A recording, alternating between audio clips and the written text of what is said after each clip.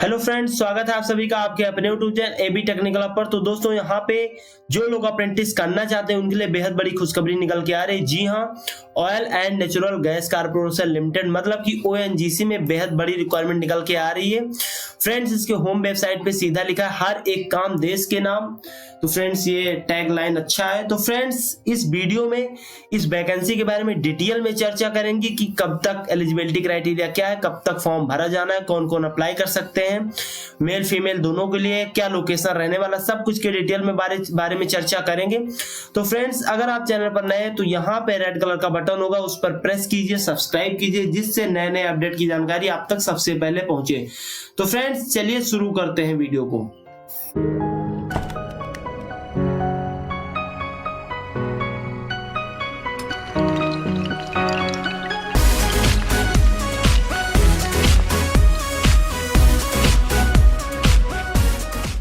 तो फ्रेंड, जैसा कि आप देख पा रहे होंगे कि मैं ओएनजीसी के होम वेबसाइट पे हूं। मैं इसका लिंक ग्रुप डिस्क्रिप्शन बॉक्स में दे दूंगा, नंबर उन पे लिख दूंगा, वेबसाइट का लिंक, पीडीएफ का लिंक, सबके बारे में, ऑनलाइन अप्लाई का लिंक, सब कुछ लिख दूंगा। तो आप वहां से भी क्लिक करके सीधा सीधा आ सकते हो। तो फ्रेंड्स, यहाँ पे आने के बाद आपको यहाँ पे साइड में दिखाई देगा कैरियर ऑप्शन पे आप जैसे क्लिक करोगे, यहाँ पे ऑप्शन आता है रिक्वायरमेंट नोटिस का। आप जैसे इस पे फ्रेंड्स क्लिक करोगे, आपके सामने कुछ इस प्रकार का इंटरफेस आपके सामने खुल के आ जाएगा, requirement notice oil and gas job. तो आपको यहाँ पे थोड़ा ऊपर जाना और यहाँ पे सबसे ऊपर दिखाई दे रहा है advertisement of for engagement of apprenticeship in ONGC 2020-21। Friends, तो ये देख लीजिए, यहाँ पे 28 जुलाई दिखा रहा है। तो इस पे आपको क्लिक करना है। जैसे आप क्लिक करते हो, आपके सामने ये वाला पीडीएफ खुल के आ जाता है।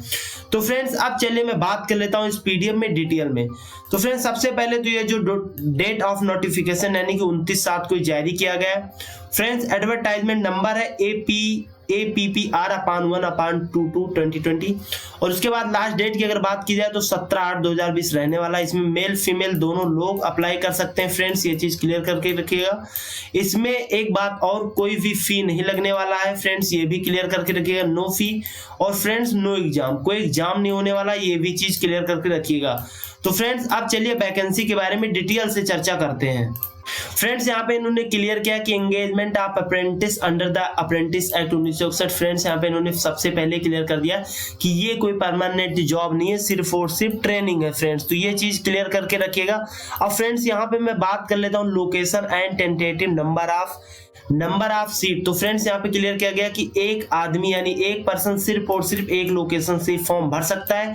आप जिस भी लोकेशन से भरोगे उसी लोकेशन से भरना, अदरवाइज आप अगर दो जगह से भरते हो तो आपका फॉर्म जो है वो रिजेक्ट कर दिया जाएगा। फ्रेंड्स, अभी नीचे इंस्ट्रक्शन में बताया गया। फ्रेंड्स, और एक बात, अगर आपके पास दो आईटीआई ट्रेड से आपने आईटीआई कर रखी, यानी कि एक मान लीजिए वेल्डर ट्रेड से और एक मान लीजिए फिटर ट्रेड से, तो फ्रेंड्स जो आप फॉर्म अप्लाई करोगे वो एक ही ट्रेड से यहाँ पे कर पाओगे, आप दोनों ट्रेड से फॉर्म नहीं भर सकते। अदरवाइज आप अगर दोनों फॉर्म से भरते हो तो ये क्या करेंगे, आपके फॉर्म को रिजेक्ट कर देंगे, मतलब कि आपको रिजेक्ट कर देंगे। तो फ्रेंड्स, ये चीज क्लियर करके रखिएगा, गलती मत करना। पूरे इंस्ट्रक्शन को ध्यान के पढ़ने के बाद ही आप अप्लाई करेंगे। अब फ्रेंड्स, यहाँ पे वर्क सेंटर दिया गया, सीरियल नंबर, ट्रेड भी दिया गया, नंबर ऑफ सीटें भी दी गई हैं। यहाँ पे आप देख लीजिएगा, अकाउंटेंट, असिस्टेंट। तो फ्रेंड्स, देहरादून के लिए यहाँ पे इतना सारा कुछ दिया गया है। तो फ्रेंड्स, आप इस पीडीएफ को डाउनलोड करके यहाँ पे देख लीजिएगा कि आपके एरिया में कौन सा, आपके नजदीक कौन सा रहने वाला है। तो फ्रेंड्स, आप बात कर लेते हैं इसमें कौन कौन से लोग अप्लाई कर सकते।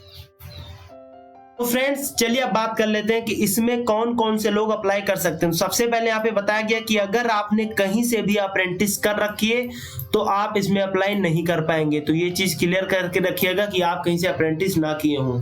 फ्रेंड्स, जो डेट है यानी कि फॉर्म भरने का, यहाँ पे क्लियर किया गया कि 29 जुलाई से लेकर 17 अगस्त 2020 तक आप अप्लाई कर सकते हो। फ्रेंड्स, अगर बात किया जाए एज लिमिट क्राइटेरिया की, तो फ्रेंड्स यहाँ पे बताया गया कि मिनिमम एज आज का आपका जो होना चाहिए वो 18 साल होना चाहिए, मिनिमम एज 18 साल और मैक्सिमम एज 24 ईयर होना चाहिए। चाहे आप मेल कैंडिडेट हो चाहे आप फीमेल कैंडिडेट हो, दोनों लोग अप्लाई कर सकते हो, कोई भी फी नहीं लगने वाली है। फ्रेंड्स यहाँ पे बताया गया कि जो एज लिमिट काउंट होगी वो 17/8/2020 यानी कि 17 अगस्त 2020 को आपकी एज लिमिट जो होगी वो काउंट होगी। यहाँ पे और एक चीज क्लियर किया गया कि 17/8/1996 से लेकर 17/8/2002 के बीच में अगर आपकी डीओबी है यानी डेट ऑफ बर्थ है तो आप इसमें अप्लाई कर सकते हो। फ्रेंड्स यहाँ पे कुछ कंसेशन और रिलैक्सेशन दिया गया, तो फ्रेंड्स चलिए बात कर लेते हैं।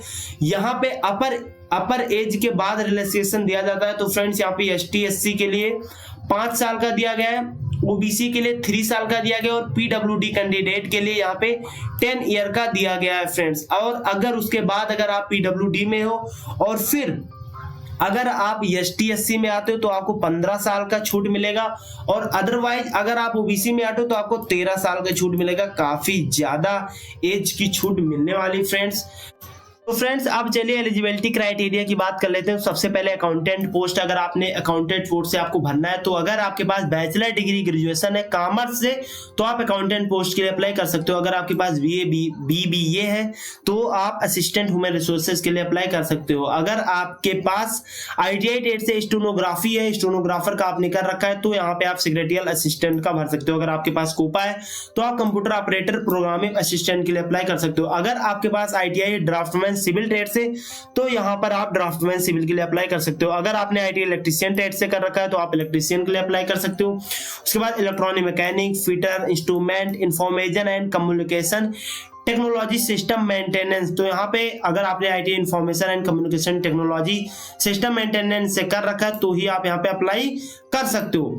और फ्रेंड्स यहाँ पे आगे बताया गया कि अगर आपके पास laboratory assistant chemical plant, friends ये चीज क्लियर कर लेना, अगर आपके पास BSc है यानी कि ग्रेजुएशन है, BSc है, PCM फिजिक्स केमिस्ट्री मैथ और फिजिक्स केमिस्ट्री बायोलॉजी, PCM और PCB, तो ये चीज मैं क्लियर कर देता हूं एक बार। तो फ्रेंड्स अगर आपके इससे अगर आपने बैचलर डिग्री कर रखी तो फ्रेंड्स यहाँ पे आप लेबोरेटरी असिस्टेंट यानी केमिकल प्लांट में अप्लाई कर सकते हो। अदरवाइज इसमें ITI वाले भी अप्लाई कर सकते हैं जो कि लैब असिस्टेंट से कर रखे हैं, ये भी एक ट्रेड होता है केमिकल प्लांट से, तो फ्रेंड्स आप यहाँ पे अप्लाई कर पाओगे। अब फ्रेंड्स यहाँ पे आगे बात कर लेता हूँ। तो फ्रेंड्स यहाँ पे लाइब्रेरी असिस्टेंट की बात की जाए तो यहाँ पे ITI होना चाहिए आपका लाइब्रेरी एंड इंफॉर्मेशन साइंस से। अगर मशीनिस्ट की बात की जाए तो मशीनिस्ट ट्रेड से ITI होना चाहिए। मैकेनिक मोटर व्हीकल के लिए यहाँ पे मैकेनिक मोटर व्हीकल ट्रेड से होना चाहिए। मैकेनिक डीजल के लिए फ्रेंड्स यहाँ पे बताया गया कि refrigeration and air condition mechanic, अगर आपको इस ट्रेड में बनना है तो आपके पास ITI इसी ट्रेड से होना चाहिए, refrigeration and air condition mechanic trade. Friends यहाँ पे प्लम्बर से अगर आपने ITI कर रखा है तो आप प्लम्बर के लिए भर पाओगे। अगर आप सर्वेयर से कर रखा है आपने ITI तो सर्वेयर से भर पाओगे। अगर आपने वेल्डर से कर रखा है, गैस से कर रखा है या फिर इलेक्ट्रिक से कर रखा है तो यहाँ पे आप अप्लाई कर पाओगे।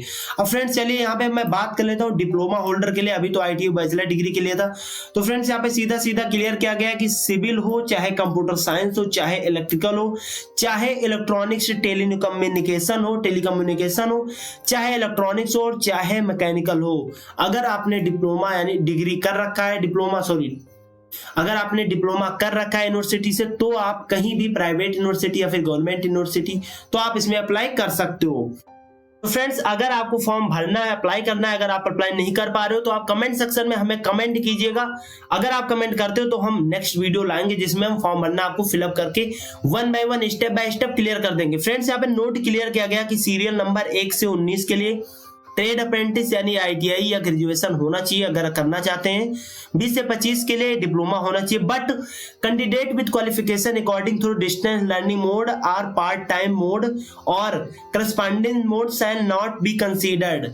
यहाँ पे क्लियर किया गया कि अगर आप डिस्टेंस लर्निंग मोड से या फिर पार्ट टाइम मोड से या फिर आप करस्पॉन्डेंस मोड से अगर आप ये डिग्री हासिल करते हो तो आप इसमें अप्लाई नहीं कर पाओगे, यानी कि आप रेगुलर होना चाहिए तभी आप अप्लाई कर पाओगे। फ्रेंड्स यहाँ पे बताया गया कि जो ड्यूरेशन ऑफ ट्रेनिंग होने वाली है वो 12 मंथ को होने वाली है। उसमें से अगर लाइब्रेरी असिस्टेंट को छोड़ दिया जाए तो आपकी जो ट्रेनिंग पीरियड रहेगी यानी कि जो प्रशिक्षण रहेगा वो 6 मंथ प्रशिक्षण चलेगा और 6 मंथ ट्रेनिंग चलेगा अगर लाइब्रेरी असिस्टेंट को छोड़ दिया जाए। फ्रेंड्स यहाँ पे स्टाइपेंड की अगर बात किया जाए तो फ्रेंड जो स्टाइपेंड मिलने वाला है वो अप्रेंटिस एक्ट 1961 के हिसाब से मिलने वाला है। ITI वालों को लगभग हमारे हिसाब से 8300 रुपए या फिर 8000 के आसपास मिलने वाला है। यहाँ पे सीधा सीधा क्लियर किया गया कि no TA no DA friends यहाँ पे क्लियर किया गया नो टीए नो डीए और किसी भी प्रकार की सुविधा आपको नहीं मिलने वाली है। फ्रेंड्स यहाँ पे नो टीए स्टाइपेंड में बिल्कुल क्लियर कर दे रहे हैं, तो ये चीज ध्यान रखिएगा।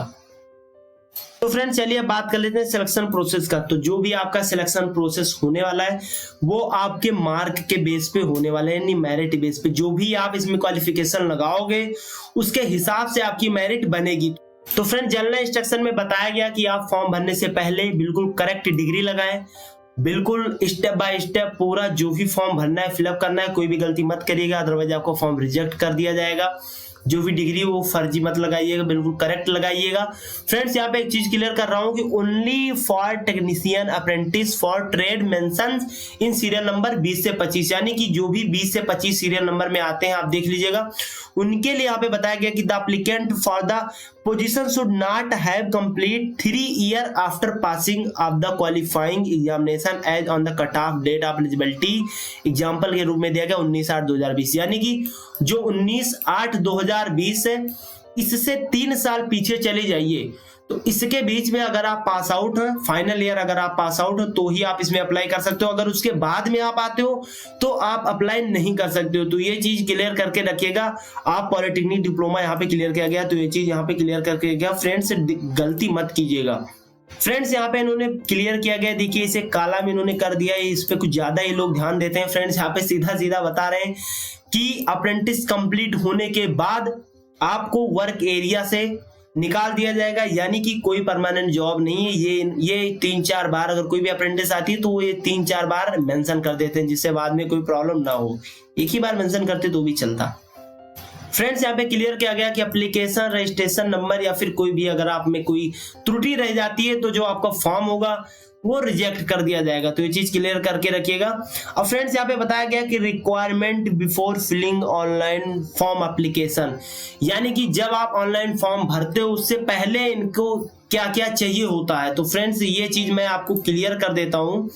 तो फ्रेंड्स अगर आपने ITI कर रखा है, फ्रेंड्स यहाँ पे ये सीरियल नंबर बता रहे हैं, अगर ट्रेड्स मेंशन सीरियल नंबर 1 से 19 के बीच अगर आप आते हो तो जो आपका रजिस्ट्रेशन होना चाहिए वो http:/apprenticeship.org, यानी इस वेबसाइट पे आपके पास अप्रेंटिसशिप रजिस्ट्रेशन नंबर होना चाहिए। अगर आप इस पे रजिस्ट्रेशन नंबर आप यूट्यूब पे जाके सर्च कर लीजिएगा कि अप्रेंटिसशिप में रजिस्ट्रेशन कैसे करते हैं, ITI में हो या फिर आप डिप्लोमा हो या फिर आप डिग्री में हो, तो वो बता देंगे कैसे क्या करना है।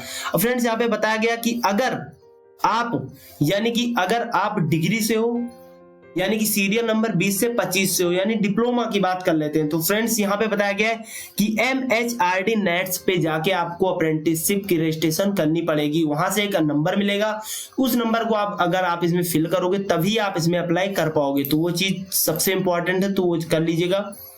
फ्रेंड्स यहाँ पे बताया गया कि after successful registration with the above agencies a registration number will be generated and the candidate mention the registration number for applying apprenticeship position in ONGC website। Friends यहाँ पे क्लियर किया गया है कि अगर आप अप्रेंटिसशिप यानी रजिस्ट्रेशन नंबर यानी फॉर्म जब आप सबमिट करते हो तो आपको जो नंबर मिलेगा यानी रजिस्ट्रेशन नंबर मिलेगा वो आप यहाँ पे जाके ONGC यानी वेबसाइट पे सीधा जाके यहाँ पे अप्लाई कर सकते हो। इस वाले रजिस्ट्रेशन की बात कर रहे हैं। फ्रेंड्स यहाँ पे बताया गया है कि जो आपका सिग्नेचर होना चाहिए फ्रेंड्स वो 10 से 30 KB के बीच होना चाहिए। जो आपकी फोटोग्राफ की बात की जा रही है वो 20 से 50 KB में होना चाहिए। फ्रेंड्स यहाँ पे बताया गया कि जो भी अगर आप इस यानी कि इस अप्रेंटिसशिप में अगर आपका सिलेक्शन हो जाता है तो वो ईमेल के माध्यम से या फिर SMS के माध्यम से आपको अलर्ट कर देंगे। अच्छा रहेगा कि आप ONGC की यानी कि जो होम वेबसाइट है उस पर आप बार बार विजिट करते हैं तो ही आपके लिए बेहतर रहेगा। फ्रेंड्स यहाँ पे बात कर रहे हैं how to apply any form कैसे बनना है। तो कैंडिडेट मीटिंग द अबव यहाँ पे बताया गया कि आपको वेबसाइट पे जाना है, अप्लाई करना है। 29/7/2020 से 11 बजे से स्टार्ट हो जाएगा, यानी अभी स्टार्ट हो चुका है। फॉर्म भर सकते हो 17/8/2020 तक आप फॉर्म भर सकते हो। कोई भी फी पेमेंट यहाँ पे नहीं बताया गया, इसका मतलब कोई भी फी नहीं लगने वाली है। फ्रेंड जो भी चीज भरिएगा वो बिल्कुल एग्जैक्ट भरिएगा, कोई भी ID हो या फिर नंबर हो बिल्कुल एग्जैक्ट ऑन हो। ऐसा नहीं कि आप ऐसा फोन नंबर या फिर ID डाल दें जिससे प्रॉब्लम हो जाए फ्रेंड, तो ये चीज क्लियर करके रखिएगा। अब फ्रेंड्स मैं आगे चले बात कर लेता हूँ।